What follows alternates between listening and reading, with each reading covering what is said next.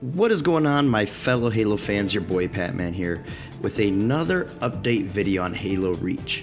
So we know that the game is going to release on December 3rd, 2019, and there was a new flighting update from Postums and 343 that really raises more questions than it answers as far as the launch of Halo Reach, and I wanted to discuss it with you guys and also give you guys a heads up because that's my job, is to keep you guys in the know. So if you guys like these kind of update videos, hit the like button for me, and if you're new here and you guys want to stay up to date on all the latest happenings in the world of Halo, click that subscribe button for me and I promise to do just that. So let's get started.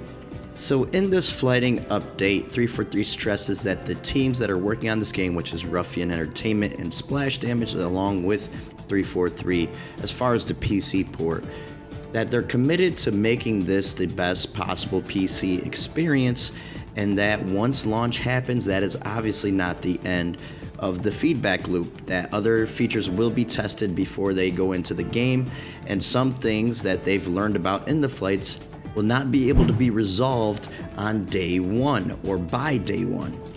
And this is absolutely understandable because some things are more important than the others, and people have been really wanting this game to come out for a while, saying just release it already. But there are some things that worry me that might not be available launch day on PC, and I wanted to kind of go into that and tell you guys my opinions. And this is different from Forge and Theater Mode not being available day one. Those are coming next year to PC. We already know that, and I've told you guys about that on the channel. But just in case you guys are new here, yes, Forge and Theater will not be available on PC day one. That is coming later next year, says 343.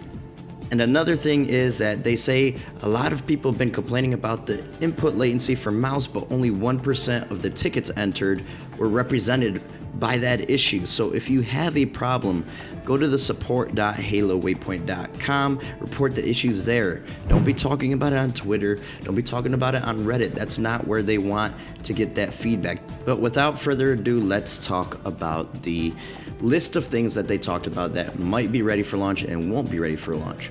So, Push to Talk. They said last week we talked slightly about this and they are investigating a solution.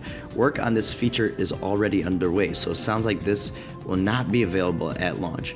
That I don't mind as much because, you know, that could come later. It is a slight annoyance, but that can come later. It's not game breaking. VSync. During the flight, based on user reports associated with what setting options were in effect, we identified an issue with VSync in some scenarios where it was not functioning appropriately. In some cases, it was not appropriately being turned off and added additional input latency because of it.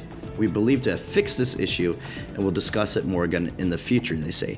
And of course, when we get that update in the future, I will make sure to make a video about it if there are other things that need to be talked about.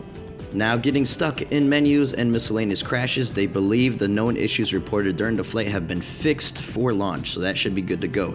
The team has spent a significant amount of time investigating and resolving issues related to this over the past 2 weeks. Many were resolved in the most recent mid-flight update, but the ones that they have investigated and able to reproduce have been fixed at this time. Now onto the major thing, input delay issues. The team is currently investigating and iterating on multiple ways to address player feedback and improve mouse and keyboard input between now and launch.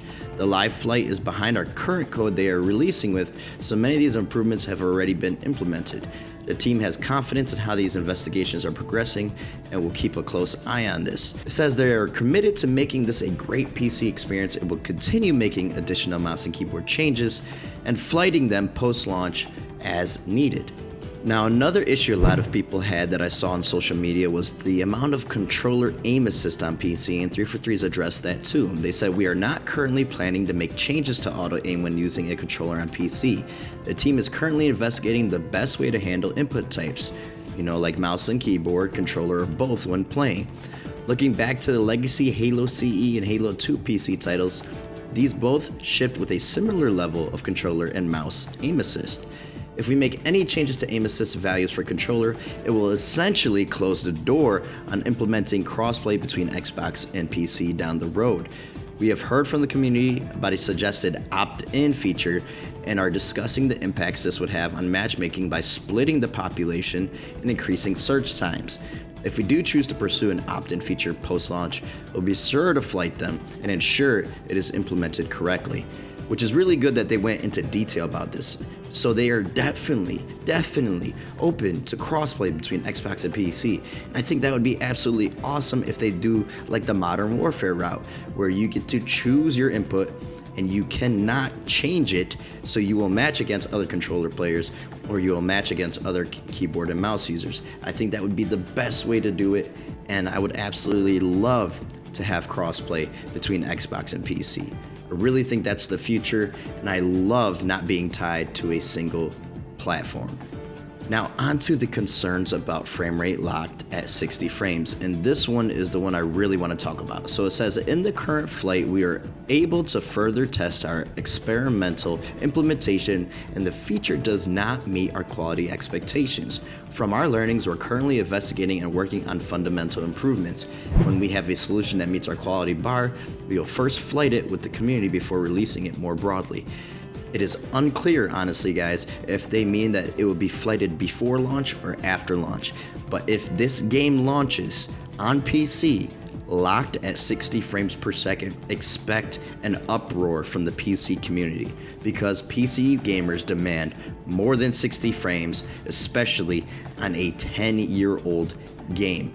That is insane if you ask me, and I really hope they get this fixed before launch, because I don't want to see the PC community mad at 343 for releasing the game like that. That is absolutely inexcusable in my opinion. Doesn't bother me because Reach was already at 30 frames. You're already doubling the frame rate, and I've played it on Xbox, I've played it on PC at 60 frames. It feels awesome. I'm just saying, I know the PC elitists will be upset about this. Let me know in the comments section down below what you guys think. If your primary platform is PC, what do you think about a game launching, especially an old game like Reach, at 60 frames per second capped?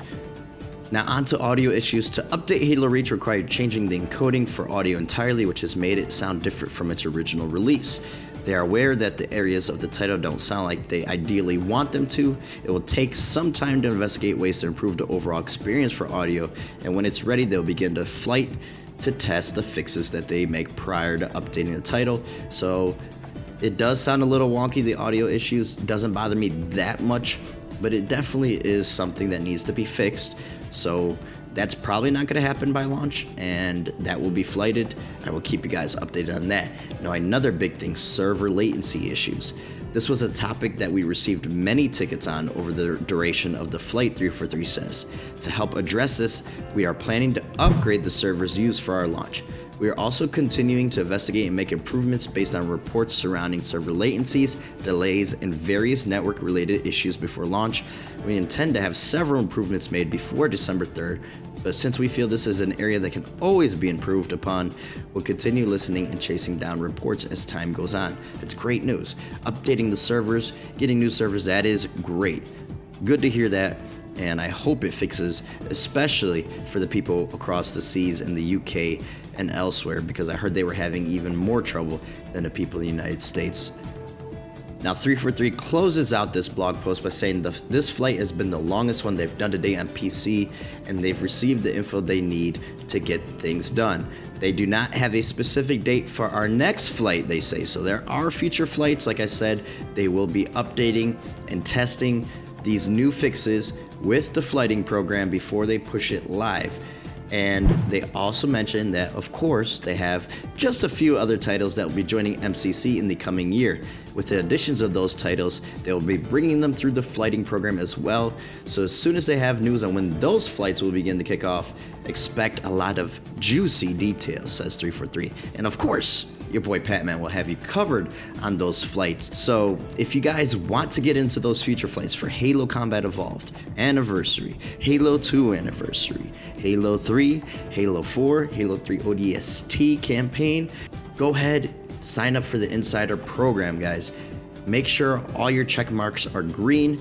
And make sure you guys are subscribed to right here, the Patman Gaming. If you guys want to know when those flights take place and the details about those flights, I will of course have it covered for you. Thank you guys so much for watching my video. If you've stuck around this long, I appreciate every single one of you, and I hope to catch you guys on my next video. I'm your boy Patman, and I'm out.